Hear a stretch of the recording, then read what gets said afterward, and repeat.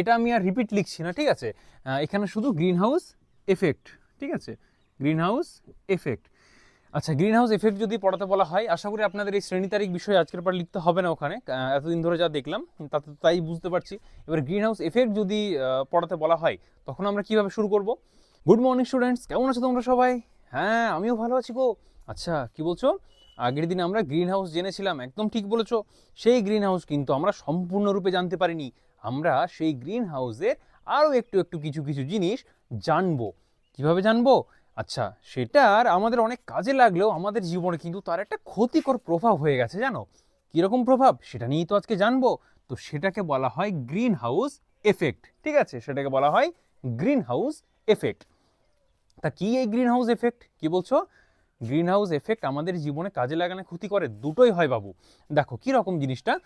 আগের দিন আমরা কি বলেছিলাম, যে সেই ঘরের মধ্যে সূর্যের আলো আসে, তাই না? সূর্যের আলো আসে, সেই যে আলো আসে, সেই আলো কি হয়, আর এখান থেকে ফেরত যেতে পারে না।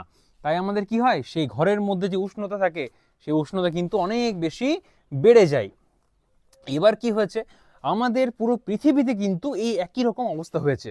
কি রকম? দেখো, তার আগে আমাদের কিছু কিছু জিনিস আরও একবার রিভাইজ করতে হবে। বলো তো, আমরা বায়ুমণ্ডল সম্পর্কে জেনেছি, বাতাসে আমাদের কি কি গ্যাস থাকে? বাতাসে থাকে অক্সিজেন, ঠিক বলেছো, বাতাসে থাকে অক্সিজেন, একদম ঠিক বলেছো। আর কি থাকে গো, কি বলছো? O2, হ্যাঁ ঠিক ঠিক ঠিক, আমি তোমাদের এগুলো সব বলেছিলাম। আচ্ছা, বলো তো তারপর কি বললে? অক্সিজেন হচ্ছে O2, কার্বন ডাইঅক্সাইড CO2। আচ্ছা, আর কি বলেছিলে?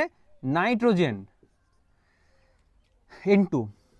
আচ্ছা, আর কি বলেছিলে? CH4। বাহ, খুব সুন্দর মনে রেখেছো তোমরা। আচ্ছা, এই যে জিনিসগুলি আছে, এই যে গ্যাসগুলি আছে, এদের মধ্যে কিছু কিছু গ্যাস কিন্তু আছে যেগুলি সূর্য থেকে যখন আমাদের পৃথিবীতে আলো আসে, অর্থাৎ এই যে সূর্য, তো সূর্য থেকে যখন আলো আমাদের কোথায় আসে?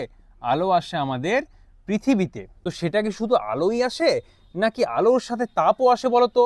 ঠিক বলেছো, আলোর সাথে কিন্তু অনেক তাপ আসে। যে তাপের মধ্যে দিয়ে কি হয় গো, যে তাপের মধ্যে দিয়ে আমাদের এই যে অনেক জলাশয় আছে, সেই জলাশয়ের জলগুলি বাষ্প হয়ে ওপরে চলে যায়, এগুলিতে আমরা আগে জেনেছি।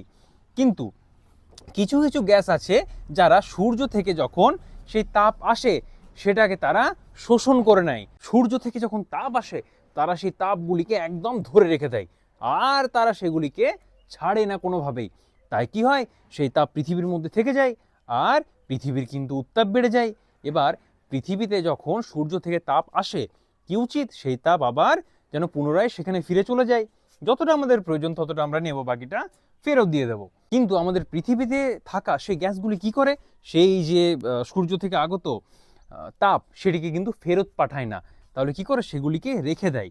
এবার উত্তাপ বেড়ে যাওয়ার ফলে কি হচ্ছে, কি বলছো? আগের দিন যেমন বললাম যে অনেক গাছ জলদি জলদি বড় হবে, হ্যাঁ সে হচ্ছে, কিন্তু তার সাথে তোমাকে তো এটাও মনে রাখতে হবে যে আমাদের এখানে অনেক বড় বড় পর্বত রয়েছে, সেই পর্বতগুলি কিন্তু বরফ দিয়ে ঢাকা।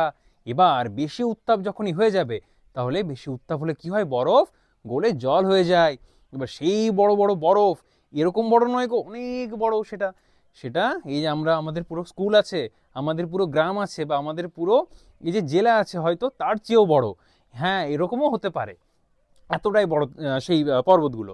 তো সেই পর্বতের যে বরফ, সেটি যদি গলতে শুরু করে, তাহলে কিন্তু সব একদম ভাসিয়ে নিয়ে চলে যাবে। তাহলে কি আমাদের সেই গ্যাসগুলির উচিত ওই সূর্যের তাপকে ধরে রাখা? উচিত নয়। সেজন্য আমাদের কি করতে হবে, সেই গ্যাসগুলি যাতে তৈরি না হয় সেই ব্যবস্থা করতে হবে। এবার বলো তাহলে কোন কোন গ্যাস? অক্সিজেন না গো, অক্সিজেন নয়। এই গ্যাসগুলিকে আমরা বলি গ্রিন হাউস গ্যাস। আচ্ছা, বলো এবার এই রকম গ্যাস কি আছে? Carbon die oxide. আর কি আছে গো? আচ্ছা, আমি তোমাদের লিখে দিচ্ছি, তাহলে তোমাদের পড়তে সুবিধা হবে। দেখো, একটা তো কার্বন ডাই অক্সাইড। আচ্ছা, আর কি আছে? Carbon die oxide. আর কি আছে?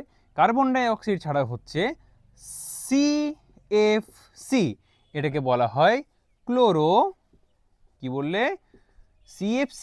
আচ্ছা, ক্লোরো ফ্লুরো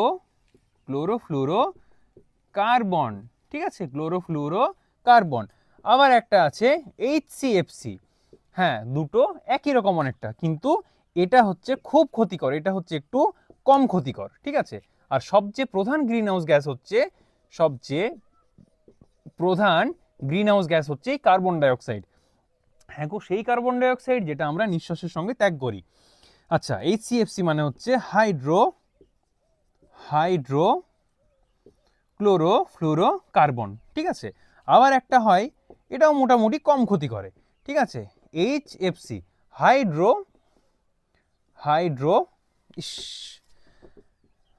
হাইড্রোফ্লুরোকার্বন। কি বললাম? হাইড্রোফ্লুরো, কি বলছো? এগুলো সব হচ্ছে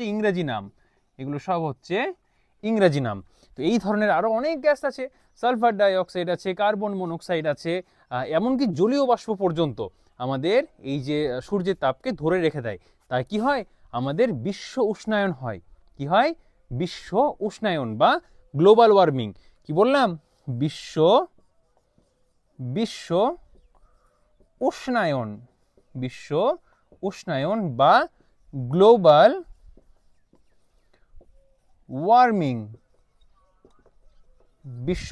বা গ্লোবাল ওয়ার্মিং হয়। আর এটি হচ্ছে আমাদের গ্রিন হাউস গ্যাসের একটি বিশাল বড় ক্ষতিকর প্রভাব। তাহলে আশা করি তোমরা গ্রিন হাউস গ্যাস সম্পর্কে মোটামুটি একটা ধারণা পেয়েছো, তাই না? আচ্ছা, গ্রিন হাউস গ্যাস নিয়ে আমরা পরের দিন আরও জানবো, কিন্তু তার আগে ঝটপট বলো তো গ্রিন হাউস গ্যাসের নামগুলি। কার্বন ডাইঅক্সাইড, ঠিক বলেছো। সিএফসি, একদম ঠিক। আর না, সিএফসি না, পুরো নামটা বলতে হবে। সিএফসির ক্লোরোফ্লুরোকার্বন, ঠিক বলেছো, আবার বলো, ক্লোরোফ্লুরোকার্বন। HCFC মানে হাইড্রোক্লোরোফ্লুরোকার্বন। আচ্ছা, আর HFC মানে হাইড্রোফ্লুরোকার্বন।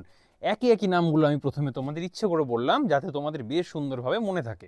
এইগুলো ছাড়াও আরও কি থাকে বলো তো? বললাম আর মিথেন। হ্যাঁ ঠিক, মিথেনও একটা কিন্তু গ্যাস, যেটা কি বলেছো, এটা তুমি পড়েছো বইয়ের মধ্যে, বাহ, খুব ভালো করেছো। জলীয় বাষ্প আর কার্বন মনোক্সাইড, এগুলো নিয়ে আমরা পরের দিন কিন্তু অনেক কিছু জানবো। কার্বন মনোক্সাইড কিন্তু এই সব গ্যাসগুলির মধ্যে সবচেয়ে বিষাক্ত গ্যাস। কেন? সেটি আমরা পরের দিন জানবো, ঠিক আছে। তাহলে আমরা মোটামুটি বুঝতে পারলাম। আচ্ছা, তাহলে বলো তো, যদি তোমায় কেউ জিজ্ঞাসা করে যে সুমন, গ্রিন হাউস এফেক্টের ফলে বা গ্রিন হাউস প্রভাবের ফলে আমাদের পৃথিবীতে কি ক্ষতি হচ্ছে, কি হচ্ছে গো, কি হচ্ছে?